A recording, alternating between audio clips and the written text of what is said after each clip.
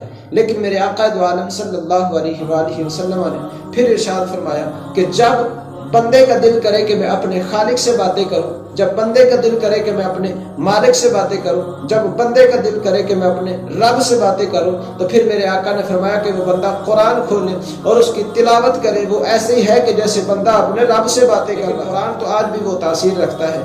قرآن میں وہ تاثیر تو آج بھی ہے کہ اگر بہن ہو کر قرآن پڑھے تو عمر کی تقدیر بدل جاتی ہے، اگر ماں ہو کے سیدہ فاطمہ الزہرا قرآن پڑھے تو پھر بیٹا حسین نیزے کی نوک پہ قرآن سنایا کرتا ہے۔ آج ہم اپنے گھروں میں اچھا سا قرآن تو خرید کر لے آتے ہیں، لیکن ہمارا المیہ یہ ہے کہ اس کے اوپر ایک اچھا غلاف ڈال کے اس کو ایک بلند جگہ پہ رکھ دیا جاتا ہے اور اس قرآن کو بس دیکھنے تک محدود کر دیتے ہیں۔ کیا ہی اچھا ہوتا کہ تہجد کا وقت ہوتا، ماں اٹھتی قرآن پڑھتی، باپ اٹھتا قرآن پڑھتا، اور جب بیٹے کے کانوں میں آواز پڑتی پھر بیٹا بھی وقت کا قاری قرآن بن جائے۔ ہے کون نبی ہے کون خدا، فرمان نہ بدلا جائے گا، بدلے گا زمانہ لاکھ مگر قرآن نہ بدلا جائے گا۔ یہ قرآن تو آج بھی وہ تاثیر رکھتا ہے کہ جب پڑھنے والے کے دل کو سکون ملے اور پڑھنے والا اس کو پڑھ رہا ہوتا ہے، میرا رب اس کے دل کو نور سے بھر رہا ہے۔ ایک وقت تھا کہ ایک دور میں ایک شخص تھا اور وہ دیہات میں رہا کرتا تھا اور سیدھا سادہ سا تھا، وہ اتنا چلاک اور ہوشیار نہ تھا، لیکن قرآن کی تلاوت نہیں کر سکتا تھا۔ میرے آقا دو عالم صلی اللہ علیہ وسلم کے فرامین اس نے سن رکھے تھے کہ اس قرآن کو دیکھنا بھی عبادت ہے، اس قرآن کو پڑھنا بھی عبادت ہے، اور اس قرآن کو چھونا بھی عبادت ہے، اور اس قرآن کو پڑھنا اور سننا اور دیکھنا عبادت میں مشغول ہوتا ہے۔ اور اس شخص نے جب اتنی باتیں سنی تو اس کے دل میں خیال آیا کہ میں نے بچپن میں قرآن سیکھا تو نہیں، لیکن آج میرا دل کرتا ہے کہ میں اپنے رب سے باتیں کروں۔ تہجد کا وقت ہوا، وہ شخص اٹھا اور مسجد میں چلا گیا۔ جب نماز کے بعد اس نے دیکھا کہ چھوٹے چھوٹے بچے جو ہیں وہ قرآن لے کر بیٹھ گئے ہیں اور تلاوت قرآن پاک کر رہے ہیں، اور اس کے دل میں خیال آیا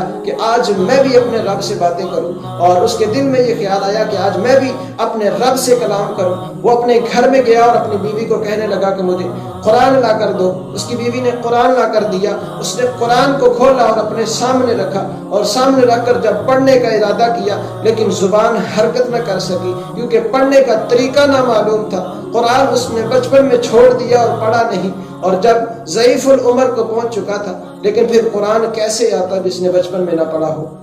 اس شخص نے قرآن کو کھولا اور پڑھنے کی کوشش کی، لیکن اس کی بیوی کہتی ہے کہ میرے شوہر کو قرآن پڑھنا نہیں آتا تھا، اور اس لیے اس نے قرآن کو دیکھا اور اس نے ہر سطر پہ ہاتھ رکھ کے اس نے کہا، مولا میں اس قرآن کو پڑھ تو نہیں سکتا، اس قرآن کی تلاوت تو نہیں کر سکتا، لیکن میرا دل اس بات کی گواہی دیتا ہے کہ اس قرآن میں تو نے جو فرمایا ہے حق فرمایا ہے، سچ فرمایا ہے۔ عورت کہتی ہے کہ کچھ دن گزرے تو میرا شوہر اس دنیا سے انتقال کر گیا، لیکن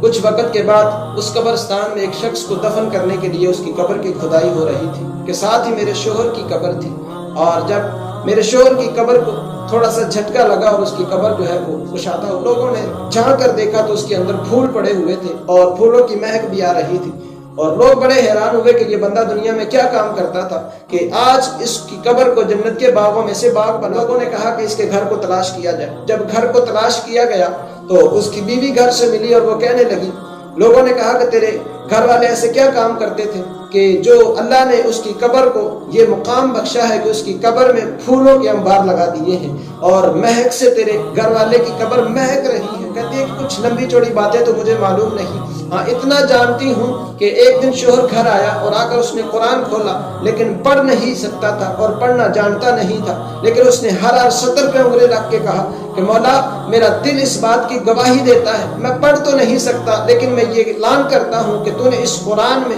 جو لکھا ہے حق لکھا ہے، جو لکھا ہے وہ سچ لکھا ہے۔ ہو سکتا ہے کہ اللہ نے اس قرآن کی برکت سے میرے گھر والے کو یہ مقام عطا فرما دیا ہو اور اس کی قبر کو جنت کے باغوں میں سے باغ بنا دیا ہو۔ لیکن پھر کسی نے کیا خوب کہا ہے کہ تاکوں میں سجایا جاتا ہوں، آنکھوں سے لگایا جاتا ہوں، تعویذ بنایا جاتا ہوں، دھو دھو کے پلایا جاتا ہوں، جستان حریر و ریشم کے پھر عطر کی بارش ہوتی ہے، خوشبو میں بسایا جاتا ہوں۔ جس طرح طوطا مینا کو کچھ بول سکھائے جاتے ہیں، اس طرح پڑھایا جاتا ہوں، اس طرح سکھایا جاتا ہوں۔ جب قول و قسم کے لیے تکرار کی نوبت آتی ہے پھر میری ضرورت پڑتی ہے، ہاتھوں پہ اٹھایا جاتا ہوں۔ دن سوز سے خالی رہتے ہیں، آنکھ ہے کہ تر ہوتی ہی نہیں، کہنے کو تو ہر ایک محفل میں پڑھ پڑھ کے سنایا جاتا ہوں۔ نیکی پہ بدی کا غلبہ ہے، سچائی سے بڑھ کر دھوکا ہے، ایک بار ہنسایا جاتا ہوں 100 بار رلایا جاتا ہوں۔ یہ مجھ سے عقیدت کے دعوے،